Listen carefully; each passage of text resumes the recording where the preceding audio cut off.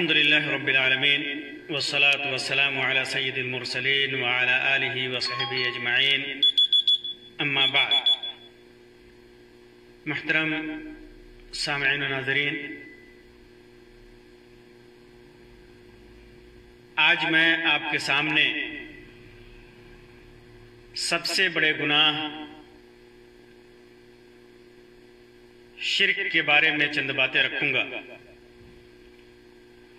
ویسے تو اکثر بیانات میں شرک سے متعلق چند باتیں آ جاتی ہیں، لیکن آج میں خصوصی طور پر شرک سے متعلق چند باتیں رکھوں گا. شرک کہتے کسے ہیں؟ شرک کہتے کسے ہیں؟ شرک کہتے ہیں اللہ تبارک و تعالی کی ربوبیت، اس کی الوہیت اور اس کے اسماء و صفات یعنی نام وغیرہ میں کسی کو شریک ٹھہرانا.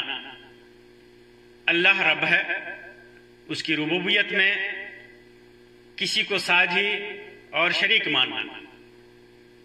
اللہ خالق کائنات ہے، اللہ رازق ہے، مدبر ہے، دنیا میں تصرف کرنے والا ہے. ان ساری چیزوں میں اللہ کو ایک جاننا توحید ہے، اور ان میں سے کسی بھی چیز کے اندر کسی دوسرے کو اختیار دینا یہ شرک ہے. اسی طرح اللہ کی عبادت میں الوہیت ہے، چونکہ اللہ حقیقی عبادت کے لائق ہے، وہی مستحق عبادت ہے. اس کے علاوہ دوسرے عبادت کے لائق نہیں ہیں، کسی کے لیے عبادت جائز نہیں ہے.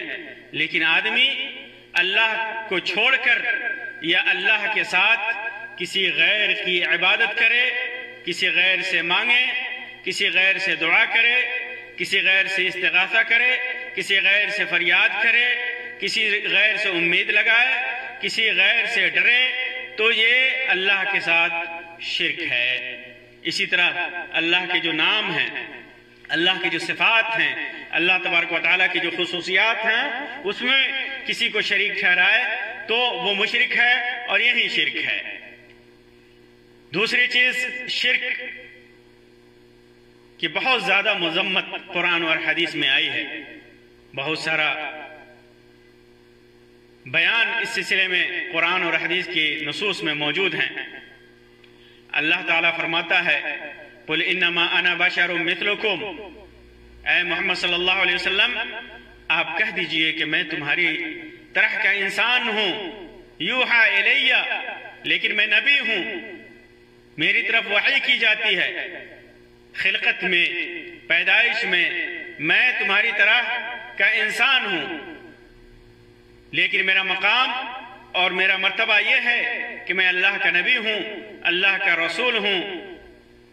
انما الہکم الہ واحد، میری طرف یہ وحی کی گئی کہ اس بات کا اقرار کرو کہ، اور یہ بات میں تجھے بتاؤں کہ الہکم الہ واحد، تمہارا معبود حقیقی معبود ایک ہے، تنہا ہے، اس کے علاوہ اور کوئی عبادت کے لائق نہیں ہے، مستحق عبادت نہیں ہے، پوجا کے لائق نہیں ہے، پرستش کے لائق نہیں ہے.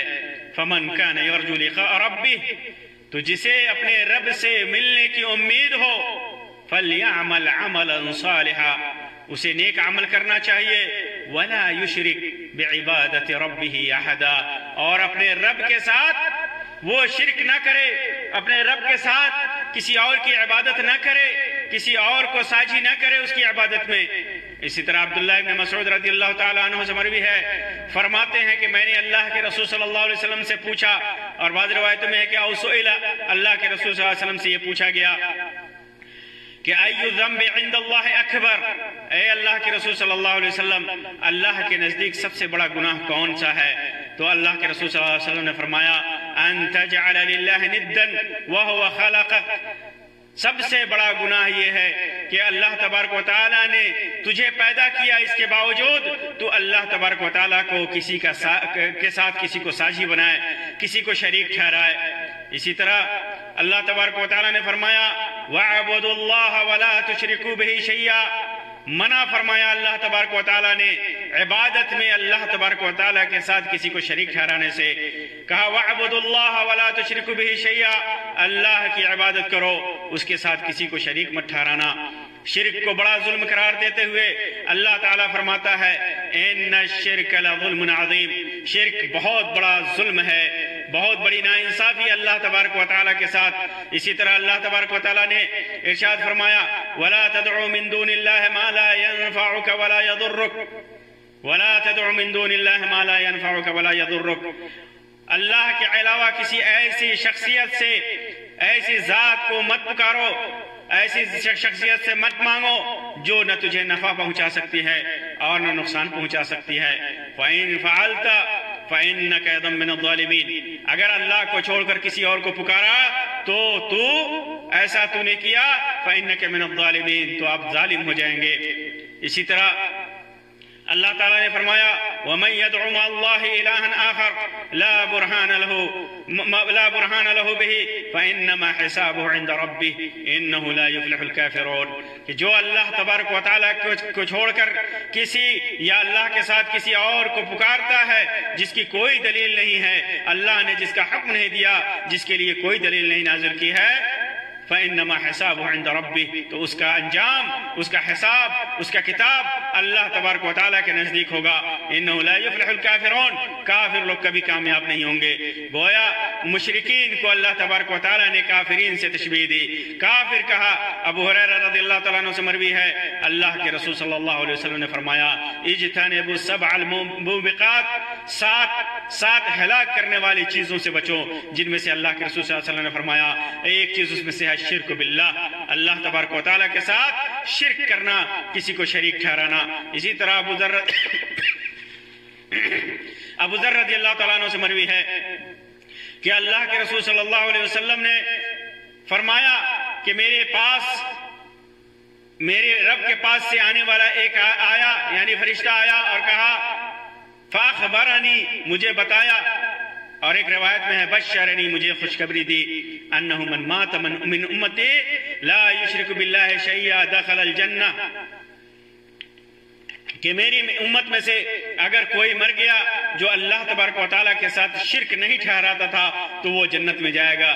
اس کا مطلب یہ ہوا کہ جس نے شرک کیا وہ جہنم میں جائے گا۔ جابر رضی اللہ تعالیٰ عنہ سے مروی ہے، فرماتے ہیں کہ اللہ کے رسول صلی اللہ علیہ وسلم نے ارشاد فرمایا، اللہ کے رسول صلی اللہ علیہ وسلم کے پاس ایک آدمی آیا اور اس نے کہا یا رسول اللہ مل موجبتان، دو واجب کرنے والی چیزیں کیا ہیں؟ تو اللہ کے رسول صلی اللہ علیہ وسلم نے فرمایا من مات یشرک باللہ شیئا دخل الجنہ، من مات لا یشرک باللہ شیئا دخل الجنہ، جو آدمی مر گیا اس کی موت اس حالت میں ہوئی کہ وہ اللہ کے ساتھ شریک نہیں ٹھہراتا تھا تو وہ جنت میں جائے گا۔ ومن مات یشرک باللہ شیئا دخل النار، اور اگر وہ مر گیا اور کسی چیز کو اللہ کے ساتھ شریک ٹھہراتا تھا تو وہ جہنم میں جائے گا۔ تو میرے بھائیوں اور بہنوں، آپ غور کیجئے کہ شرک کا کتنا بڑا انجام ہے۔ یہی وجہ ہے شرک ہی کی وجہ سے اللہ تبارک و تعالیٰ نے نوح علیہ السلام کی قوم کو غرق اور برباد کیا، ابراہیم علیہ السلام کی قوم کو تباہ و برباد کیا، ہود علیہ السلام کی قوم کو تباہ و برباد کیا، سمود علیہ السلام کی قوم کو تباہ و برباد کیا، عیسیٰ علیہ السلام کی قوم کو تباہ و برباد کیا، فرعون کو تباہ و برباد کیا، اس کی فوج کو تباہ و برباد کیا۔ دنیا میں جتنے بھی لوگ تباہ و برباد ہوئے سارے کے سارے شرک کی وجہ سے برباد ہوئے، سارے کے سارے توحید سے انحراف کرنے کی وجہ سے برباد ہوئے۔ دنیا میں جتنا بھی عذاب آیا ان میں زیادہ تر عذاب اللہ تبارک و تعالیٰ نے اسی شرک کی وجہ سے ان کے اوپر بھیجا۔ تو شرک کا اتنا بھیانک انجام ہے کہ اللہ تبارک و تعالیٰ اس کی وجہ سے قوموں کو تہس نہس اور برباد کر دیتا ہے۔ یہ تو دنیا میں کرتا ہے، آخرت میں جو اس کا انجام ہوگا وہ نہایت ہی بھیانک ہوگا، اور اہل شرک کو اللہ تبارک و تعالیٰ کبھی نہیں بخشے گا، مشرک کو کبھی نہیں معاف کرے گا۔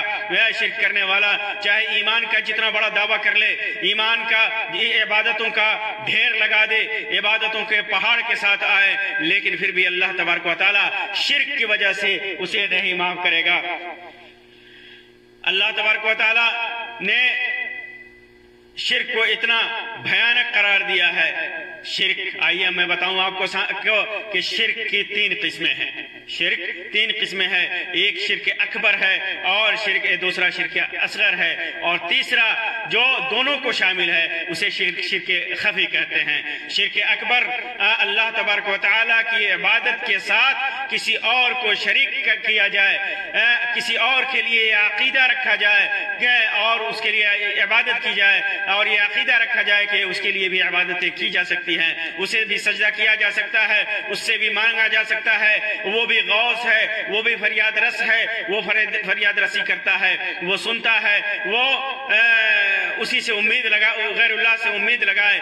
یہ سب سے بڑا ظلم ہے، یہ شرک اکبر ہے، جس کے سلسلے میں اللہ تبارک و تعالیٰ نے فرمایا کہ اگر وہ مر جاتا ہے، شرک اکبر کرنے والا اگر مر جاتا ہے اور توبہ نہیں کرتا ہے تو ہمیشہ ہمیں جہنم میں رہے گا، جیسا کہ اللہ تبارک و تعالیٰ نے فرمایا ان اللہ لا یغفر ان یشرک بہ ویغفر ما دون ذلک لمن یشاء۔ اللہ تبارک و تعالیٰ شرک کرنے والے کو کبھی نہیں بخشے گا، شرک کے علاوہ جتنے لوگ گناہ ہیں انہیں بخش سکتا ہے۔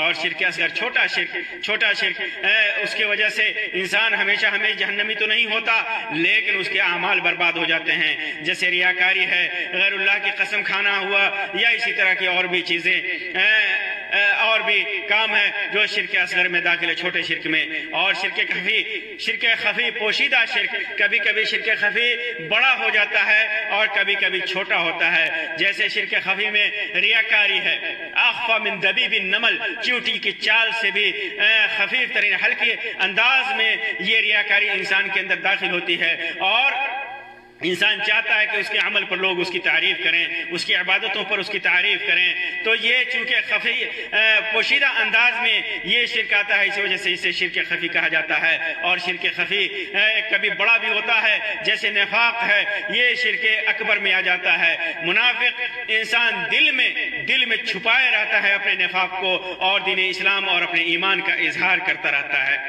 محترم بھائیوں اور بہنوں، اللہ تبارک و تعالیٰ نے شرک کے اندر جو نقصان رکھا ہے اس کا بہت زیادہ نقصان ہے۔ پہلی چیز تو یہ کہ فطرت سلیم کے خلاف ہے۔ اللہ تبارک و تعالیٰ نے انسان کو فطرت سلیمہ پہ پیدا کیا ہے، دین اسلام پہ پیدا کیا ہے، دنیا کے سارے انسان کو اس حالت میں پیدا کیا کہ وہ شرک نہیں کرتا تھا، صرف ایک اللہ تبارک و تعالیٰ کو جانتا تھا، کوئی گناہ اس سے نہیں ہوا تھا، کوئی شرک نہیں ہوا تھا۔ اور بعد میں کل مولود، اللہ کے رسول صلی اللہ علیہ وسلم نے فرمایا کل مولود یولد علی الفطرہ فابواہ یہودانہ او ینصرانہ او یمجسانہ، کہ ہر بچہ فطرت اسلام پہ پیدا ہوتا ہے، اصل فطرت پہ پیدا ہوتا ہے، اور اصل فطرت و توحید ہے، وہ توحید ہے، ایک اللہ تبارک و تعالیٰ کو ماننا ہے۔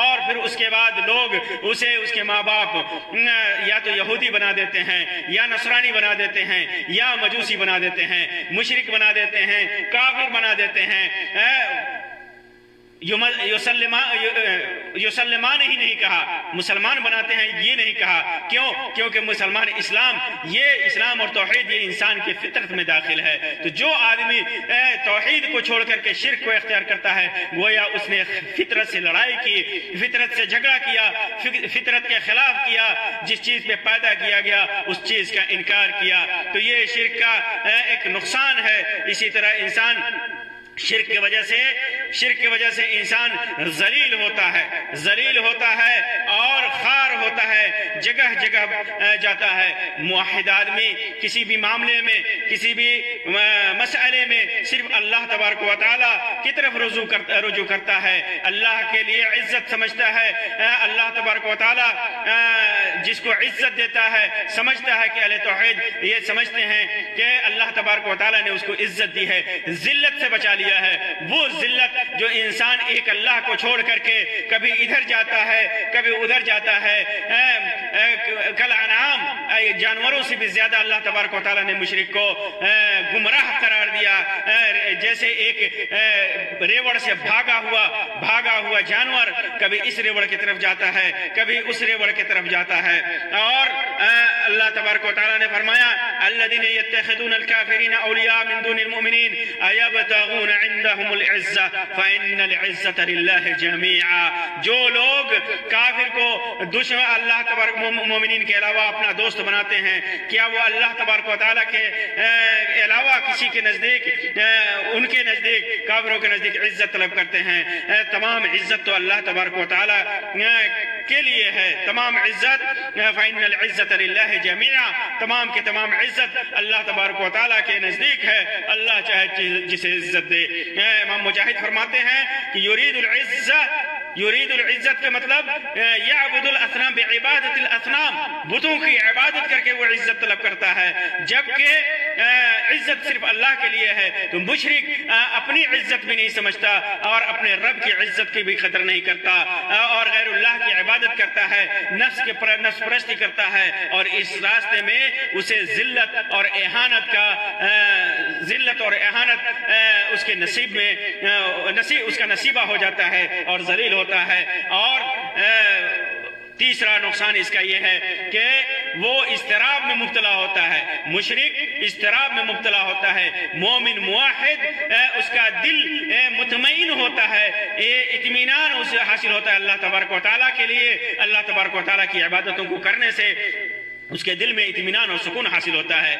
اللہ تبارک و تعالیٰ نے فرمایا قل ان صلاتی ونسکی ومحیای ومماتی للہ رب العالمین لا شریک لہ وبذالک امرت وانا اول المسلمین. کہہ دیجئے کہ میری نماز، میری قربانی، میرا جینا، میرا مرنا سب اللہ تبارک و تعالیٰ کے لیے ہے جو سارے جہاں کا رب ہے، اس کا کوئی شریک نہیں. اسی کا ہمیں حکم دیا گیا، میں سب سے پہلا مسلمان ہونے والا ہوں. معلوم کیا ہوا کہ جو آدمی مشرک نہیں ہوتا اس کا دل مطمئن ہوتا ہے اللہ کی عبادت پر، اس کا دل مطمئن ہوتا ہے اللہ تبارک و تعالیٰ کی خوشنودی سے، اس کا دل مطمئن ہوتا ہے اللہ تبارک و تعالیٰ کی اس کے اعمال کی قبولیت کی وجہ سے. اور جو آدمی شرک کرتا ہے اس کا دل مطمئن نہیں ہوتا، کبھی یہاں جاتا ہے کبھی وہاں جاتا ہے، کبھی اپنے نفس کو عیب ٹھہراتا ہے اور کبھی اس دیوی کے پاس جاتا ہے، کبھی اس ولی کے پاس جاتا ہے، کبھی اس قبر پہ جاتا ہے، کبھی اس مزار پہ جاتا ہے، کبھی یہاں جاتا ہے، کبھی انسان کے پاس جاتا ہے، کبھی بت کے پاس جاتا ہے، کبھی قبر کے پاس جاتا ہے، ان سے برکتیں طلب کرتا ہے، وہاں تشفی نہیں ہوتی. دوسرے کے پاس جاتا ہے وہاں تشفی نہیں ہوتی. تیسرے کے پاس جاتا ہے. اس طرح کر کے اس کا دل کبھی مطمئن نہیں ہوتا.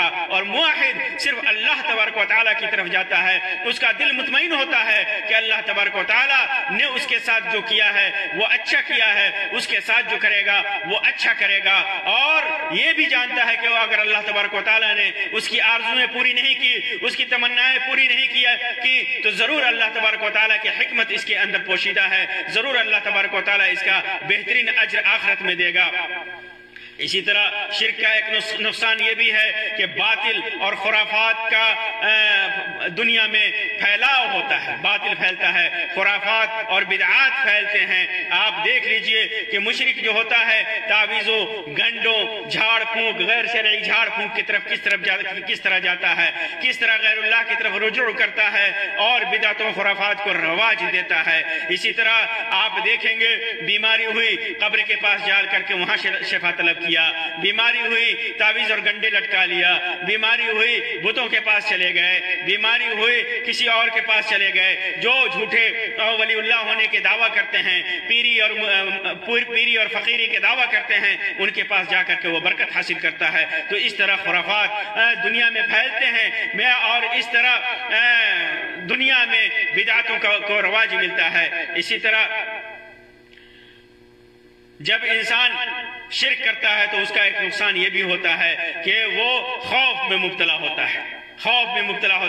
اپنی زندگی میں ہمیشہ وہ خائف رہتا ہے، اپنی روزی پہ خائف رہتا ہے اور اپنے عمل پہ اپنی زندگی پہ خائف رہتا ہے، اور ہمیشہ آپ دیکھیں گے کہ اس کے دل میں برے برے خیالات آتے ہیں، بدفعلی لیتا ہے، دوسروں کا روب اس کے اوپر پڑتا ہے، ظاہری جو خوف ہے وہ بھی اس کے اوپر طاری ہوتا ہے، اور یہ مشرکین کا کو ہی ہوتا ہے۔ اللہ تبارک و تعالیٰ نے فرمایا سنلقی فی قلوب الذین کفروا الرعب بما اشرکوا باللہ ما لم ينزل به سلطانا، کہ ہم ان لوگوں کے دلوں میں جو کافر ہیں شرک کی وجہ سے، ان کے دل میں ہم رعب ڈال دیں گے، خوف ڈال دیں گے، ڈر ڈال دیں گے۔ اسی طرح جو مشرک ہوتا ہے اگر ان سے لڑائی ہو مسلمانوں سے تو اہل شرک کو قتل کرنے کی اجازت ہے، اس کا خون، ایک نقصان شرک کا یہ ہے کہ اہل شرک کا خون یہ حلال ہے، مشرک کو قتل کرنا جائز ہے۔ اللہ تبارک و تعالیٰ نے فرمایا فَاقْتُلُوا الْمُشْرِكِينَ حَيْثُ وَجَدْتُمُوهُمْ، جہاں بھی مشرک کو پاؤ اسے قتل کرو۔ اگر کوئی صلح نہیں ہے، کوئی عہد نہیں ہے مشرکوں کے ساتھ اور لڑائی ہو رہی ہے تو مشرک کا خون حلال ہے، یہ بھی ایک نقصان ہے۔ اور شرک کا ایک بہت بڑا نقصان یہ بھی ہے کہ شرک کرنے والے کے سارے اعمال چاہے جتنی نیکیاں کرے سارے کے سارے برباد ہو جاتے ہیں۔ اللہ تبارک و تعالیٰ نے فرمایا، نبی اکرم صلی اللہ علیہ وسلم کو خطاب کرتے ہوئے ارشاد فرمایا وَلَقَدْ أُوحِيَ إِلَيْكَ وَإِلَى الَّذِينَ مِنْ قَبْلِكَ لَئِنْ أَشْرَكْتَ لَيَحْبَطَنَّ عَمَلُكَ وَلَتَكُونَنَّ مِنَ الْخَاسِرِينَ۔ اے محمد، یہ کسی عام انسان سے نہیں کہا جا رہا ہے، ہمارے نبی اکرم محمد صلی اللہ علیہ وسلم سے کہا جا رہا ہے، اور آپ سے پہلے آنے والے لاکھوں انبیاء کرام سے کہا جا رہا ہے، لاکھوں رسولوں سے کہا جا رہا ہے، جنہوں نے اللہ تبارک و تعالیٰ کی توحید کی تبلیغ کے لیے زندگی کھپائی، جن کا مشن ہی تھا توحید کا پرچار اور شرک سے لوگوں کو بچانا۔ اللہ کے نبی صلی اللہ علیہ وسلم سے بڑا موحد کوئی نہیں ہو سکتا، اس کے باوجود اللہ تبارک و تعالیٰ فرماتا ہے کہ آپ کی طرف وحی کی گئی وَإِلَى الَّذِينَ مِن قَبْلِكَ، اور آپ سے پہلے جتنے بھی انبیاء اور رسول تھے سب کی طرف وحی کی گئی لَإِنْ أَشْرَكْتَ، اگر آپ شرک کریں، وہ لوگ شرک کریں لَيَحْبَطَنَّ عَمَلُكَ، تو آپ کا عمل، اگر آپ نے شرک کیا تو آپ کا عمل برباد ہو جائے گا، رائے گا ہو جائے گا، وَلَتَكُونَنَّ مِنَ الْخَاسِرِينَ، اور آپ نقصان اٹھانے والوں میں سے ہو جائیں گے۔ یہ نبیوں کا حال ہے، اگر ان سے شرک کا صدور ہوتا تو ان کے اعمال بھی برباد ہو جاتے، وہ خائب و خاسر ہوتے، لیکن اللہ تبارک و تعالیٰ ہوتے تو یہ عام انسانوں کے سلسلے میں آپ تصور کیجئے کہ کیا ہوگا، کیا ہو سکتا تھا۔ اسی طرح اللہ تعالیٰ فرماتا ہے قل هل ننبئكم بالاخسرین اعمالا، کہہ دیجئے کہ کیا سب سے زیادہ اعمال کے خسارے والے، جن کے اعمال میں خسارہ ہوا، گھاٹا ہوا، نقصان ہوا، ان کے سلسلے میں نہ بتاؤں؟ الذین ضل سعیهم فی الحیات الدنیا، جن کی ساری کوششیں دنیا کی برباد ہو گئیں، ساری نیکیاں برباد ہو گئیں۔ وہم یحسبون انہم صنعا، وہ سمجھتے تھے کہ وہ نیکی کر رہے ہیں لیکن سارے کے سارے برباد ہو گئے۔ اولئک کالذین کفروا بآیات ربہم ولقائہ فحبطت اعمالہم ولا نقیم لہم یوم القیامۃ وزنا، ان کے سارے اعمال برباد ہو گئے کیونکہ انہوں نے اللہ کے اپنے رب کی آیات کا انکار کیا، اپنے رب سے انکار کیا تو ان کے اعمال برباد ہو گئے۔ اسی طرح اللہ کے نبی صلی اللہ علیہ وسلم نے فرمایا کہ اللہ تبارک و تعالیٰ فرماتا ہے انا اغنی الشرکاء، یعنی شرک، میں شریک کرنے والے مشرکین کے شرک سے بے نیاز ہوں۔ من عمل عملا اشرک فیہ معی غیری ترکتہ وشرکہ، جس نے کوئی عمل کیا اس کے اندر، اس عمل کے اندر، اس عبادت کے اندر میرے علاوہ کسی اور کو شریک کیا تو میں اس کو بھی چھوڑ دیتا ہوں، اس کے عمل کو بھی چھوڑ دیتا ہوں۔ عائشہ رضی اللہ تعالیٰ عنہ فرماتی ہیں کہ میں نے کہا، عائشہ رضی اللہ تعالیٰ عنہ نے پوچھا اللہ کے رسول صلی اللہ علیہ وسلم سے، اللہ کے رسول صلی اللہ علیہ وسلم ابن جدعان کے بارے میں آپ کیا کہتے ہیں، جو جاہلیت کے زمانے میں بہت زیادہ نیکیاں کیا کرتا تھا، رشتہ داری نبھاتا تھا، مسکینوں کو کھانا کھلاتا تھا، کیا اس کا وہ عمل قبول کیا جائے گا؟ تو اللہ کے رسول صلی اللہ علیہ وسلم نے فرمایا کہ اس کا عمل قبول نہیں ہوگا، کیونکہ کبھی اس نے نہیں کہا کہ اللہ قیامت کے دن میرے گناہوں کو معاف کر دینا۔ معاف کر دینا، تو شرک کا ایک بہت بڑا نقصان یہ ہے کہ اللہ تبارک و تعالی مشرک کے سارے نیک اعمال کو برباد کر دیتا ہے، اور قیامت کے دن یہ سارے نیک اعمال اس کے کسی کام نہیں آئیں گے۔ اسی طرح مشرک کے اوپر جنت حرام ہے، جنت حرام ہے، مشرک کا ٹھکانہ جہنم ہے، جیسا کہ میں نے بتایا، اور اس جہنم میں ہمیشہ ہمیشہ رہے گا۔ اللہ تبارک و تعالی ارشاد فرماتا ہے انه من يشرك بالله فقد حرم الله عليه الجنہ ومأواه النار وما للظالمین من انصار۔ جس نے اللہ تبارک و تعالی کے ساتھ شرک کیا فقد حرم اللہ علیہ الجنہ، اس کے اوپر اللہ تبارک و تعالی نے جنت کو حرام کر دیا ہے، اور اس کا ٹھکانہ جہنم ہے۔ اور ظالمین یعنی مشرکین کا اللہ تبارک و تعالی مشرکین کے لیے کوئی مددگار نہیں ہوگا، نہ کسی کی شفاعت قبول ہوگی، نہ اللہ کی رحمت پہنچے گی، نہ اس کے اعمال کام دیں گے۔ وَإِنَّ اللَّهَ لَا يَغْفِرُ أَن يُشْرَكَ بِهِ وَيَغْفِرُ مَا دُونَ ذَلِكَ لِمَن يَشَاءُ وَمَن يُشْرِكْ بِاللَّهِ فَقَدْ افْتَرَىٰ إِثْمًا عَظِيمًا۔ کہ اللہ تبارک و تعالیٰ شرک کے علاوہ جتنے گناہ چاہے معاف کر دیں، اور شرک کو نہیں معاف کرے گا۔ جس نے شرک کیا اس نے بہت بڑا گناہ کیا، اور جو جہنم کا سبب ہے۔ اسی طرح اللہ کے رسول صلی اللہ علیہ وسلم نے فرمایا لا يدخل الجنة الا نفس مسلمہ، جنت میں صرف مسلمان نفس ہی جائے گا، مسلمان انسان ہی جائے گا، مسلمان ہی جائے گا، صاحب ایمان ہی جائے گا، موحد ہی جائے گا۔ وَمَن مَاتَ يُشْرِكْ باللہ شیئا دخل النار، جس کی موت ہوئی اور اس نے اللہ تبارک و تعالیٰ کے ساتھ کسی چیز کو شریک ٹھہرایا تو وہ جہنم میں جائے گا۔ اللہ تبارک و تعالیٰ نے جنت کو اہل شرک پر، مشرکین پر حرام قرار دیا ہے۔ اتنا بھیانک انجام ہے شرک کے یہ تمام نقصانات ہیں، اور شرک کا اتنا بھیانک انجام ہے۔ اللہ تبارک و تعالیٰ سے دعا ہے کہ اللہ تبارک و تعالیٰ ہمیں پکا سچا موحد بنائے۔ اللہ تبارک و تعالیٰ چھوٹے بڑے ہر شرک سے ہمیں اپنی پناہ میں رکھے، ہر شرک سے دور رکھے۔ آمین یا رب العالمین، وآخر دعوانا ان الحمد للہ رب العالمین، وصلی اللہ علی خیر خلقہ وسلم، والسلام علیکم ورحمۃ اللہ وبرکاتہ۔